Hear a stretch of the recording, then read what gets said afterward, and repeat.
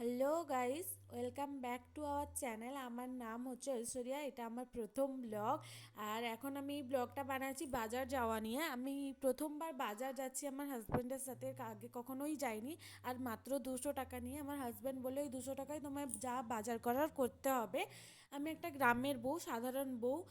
এই যে দেখো, এখন আমি একটা মাছ বাজারে চলে এসেছি। জানি না কোন মাছটা কেমন হয়, ভালো খারাপ কিছুই জানি না। আমায় মাছ নিতে বলেছে, তো আমি আমার মতন করে একটা মাছ পছন্দ করছিলাম এবং মাছটা নিয়েও নিয়েছি।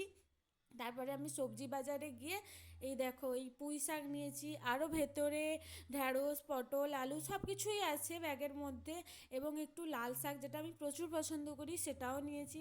তারপর আমার হাজব্যান্ড গিয়েছিল লুচি তরকারির দোকানে, কারণ আমি সকালে কোনো টিফিন রেডি করিনি খাওয়ার জন্যে, ওই জন্য আমার হাজব্যান্ড লুচি তরকারি নিচ্ছিল।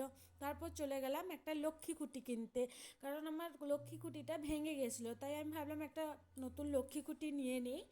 তারপরে এখন আমরা যাচ্ছি বাড়ি। এবারে বাড়ি গিয়ে তোমাদের দেখাচ্ছি যে আমাদের লুচি তরকারিটা কেমন।